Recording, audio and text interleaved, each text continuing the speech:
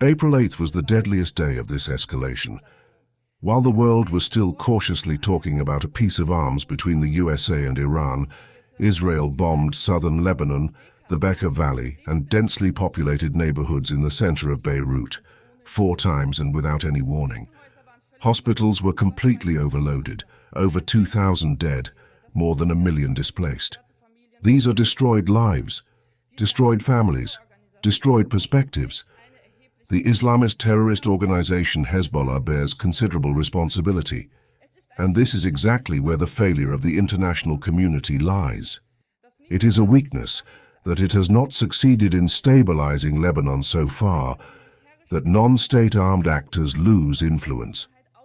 On the contrary, any further military escalation strengthens Hezbollah because it exploits insecurity and gains approval from it.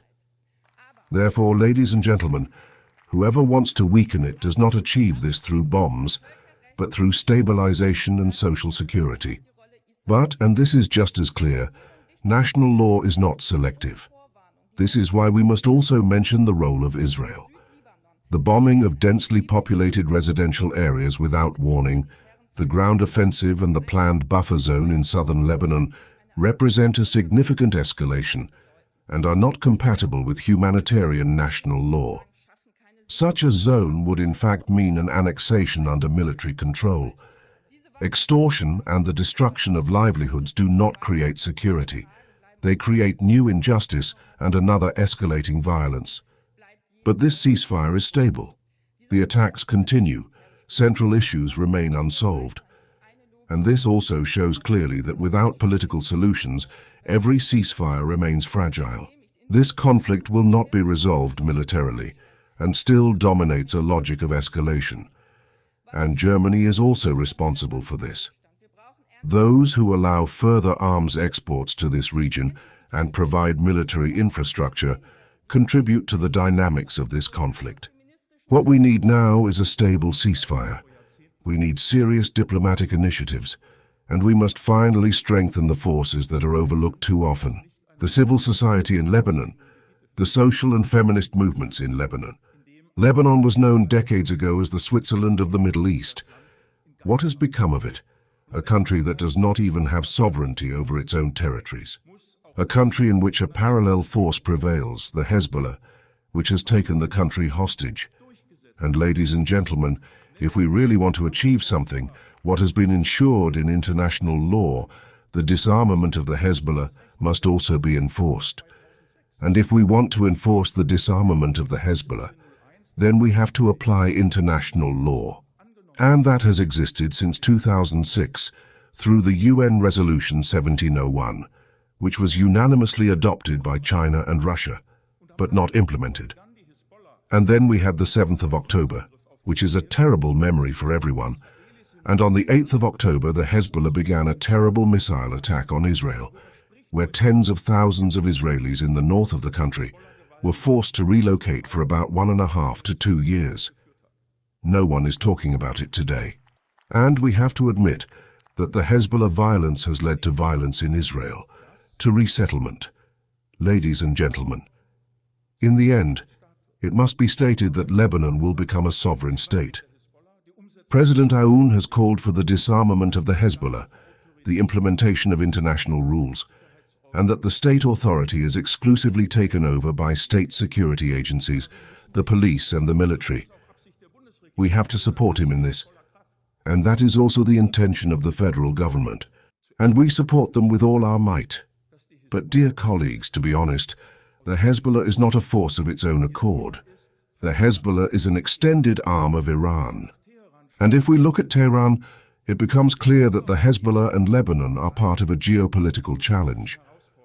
A geopolitical challenge where China and Russia support Iran, and Iran has built up a nuclear capability over decades, which does not recognize Israel's right to exist, not to this day. And to undermine this, it has built up nuclear capabilities, ballistic capabilities, and additional terrorist arms like the Hezbollah, Hamas, and Houthis. And that's what it's all about, that we understand that the disarmament of the Hezbollah also has to go hand in hand with stronger pressure on Iran, and that we have to do everything to make it clear that if we do not achieve the system change in Iran, the Iranian population will not be able to do it on its own. We have to do everything through negotiations, international pressure and sanctions, that the financial flows to the Hezbollah and the south of Lebanon, I hold this very clearly, must not be permanently occupied by Israel. But we also have an understanding for Israel's security interests. It is in a situation in which it can hardly help itself otherwise, mainly because the far-reaching UN has failed with its pink glasses on the whole line. It is in the German interest that the promises of the so-called international community finally follow.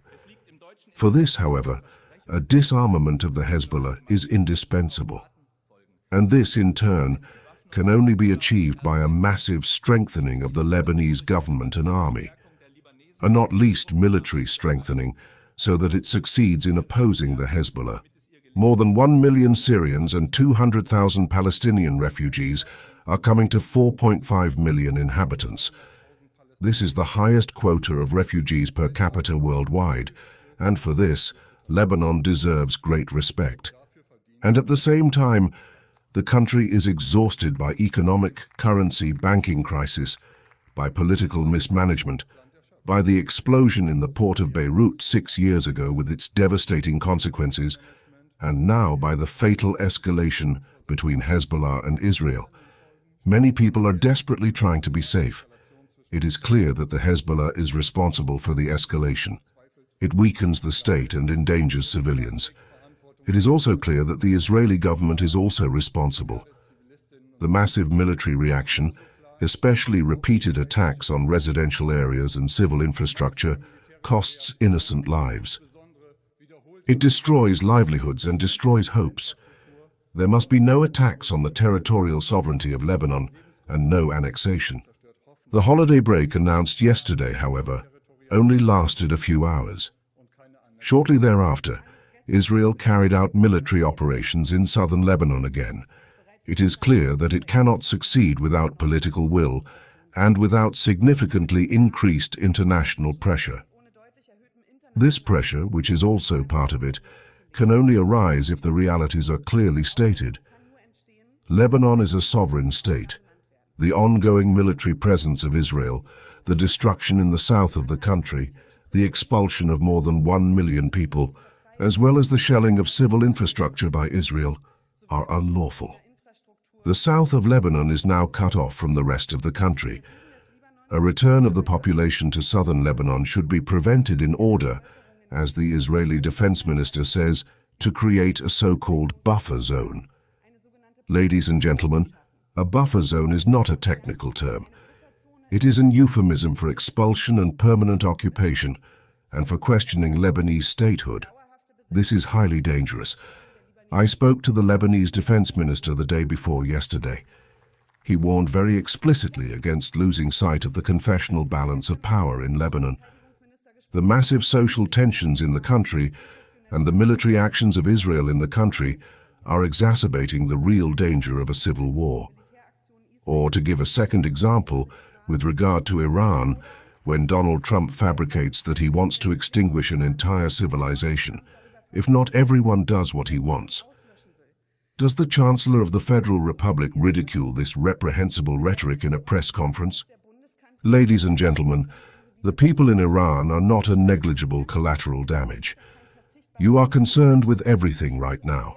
Why don't you demand that the release of political prisoners and the reproduction of the internet, an end to mass executions, becomes an integral part of the current negotiations? Why don't you demand that?